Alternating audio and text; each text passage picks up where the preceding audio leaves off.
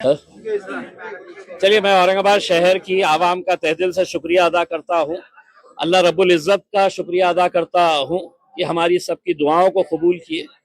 हम हमारे पार्टी के सदर जनाब बैरिस्टर असदुद्दीन अवैसी साहब, अकबरुद्दीन अवैसी साहब, मजलिस के तमाम जिम्मेदारान और इस शहर की वो आवाम जिसने पिछले 10-12 सालों से मजलिस का भरपूर साथ दिया है और उन्हीं की दुआओं, उन्हीं की ताकतों की वजह से आज अल्हम्दुलिल्लाह यहाँ पर हम 30 से ज्यादा सीटें हासिल कर चुके हैं और इंशाल्लाह हमारा आंकड़ा जो है वो हम 33 सीटें हम जीत रहे हैं।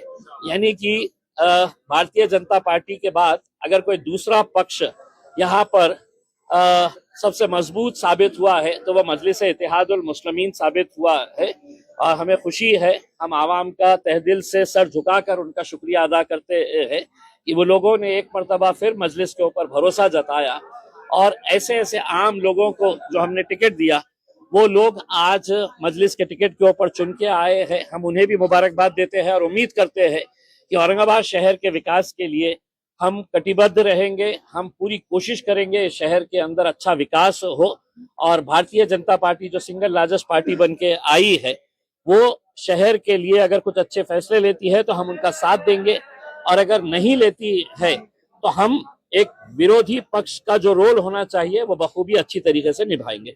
बंटवारे में नेताओं ने अपने बच्चों को दिया, सब किया। गुलमंडी जैसे इलाके में देखिए, एक बहुत बड़ा तमाचा ये कह लीजिएगा जूता मारी है उन तमाम सियासी पार्टियों को जिन्होंने अपने रिश्तेदारों को, अपने घर वालों को टिकट दिया।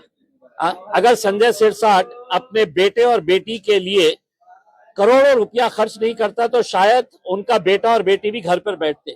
लेकिन तमाम राजनीतिक पार्टियों के नेताओं ने अपने बेटे को, अपने भाई को, अपने बाप को, अपने बीवी को, अपने बेटी को, हर एक को टिकट दिया। नतीजा क्या हुआ कि लोगों ने एक पैगाम दिया है कि हम सिर्फ गोटियां खेलने के लिए नहीं है, हम सिर्फ है तो चद्दर बिछाने के लिए, शतरंजियां बिछाने के लिए नहीं है, हम भी पार्टी के मजबूत लोग हैं, हमें भी टिकट मिलना चाहिए करके। एमआईएम एक वाहिद पार्टी थी जिसने ना किसी घर वाले को ना किसी रिश्तेदार को दिया।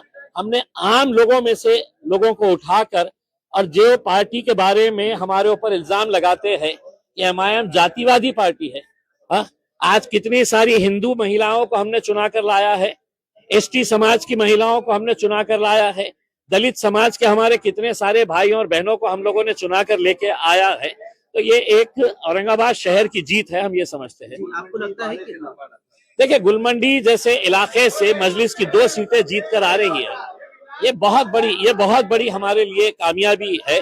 हम एक इलाके के तौर के ऊपर नहीं देख रहे हैं, हम ये शहर के अंदर अपना जाल कैसे फैलाए हैं, लोग क्यों हमारा साथ दे रहे हैं, क्योंकि लोगों को अब यकीन आया है कि हमको ये सेना पे भरोसा नहीं है, हमको ये पार्टी के ऊपर नहीं है। कांग्रेस एनसीपी तो बिल्कुल खत्म कर दिए है उसमें। तो मजलिस के साथ अपने काम की बुनियाद के ऊपर और लोगों के यकीन के ऊपर हम खड़े उतरते हैं, इस वजह से साथ दिए। इसी तरह मालेगांव में भी सिंगल लार्जेस्ट पार्टी साबित हुई है एमआईएम।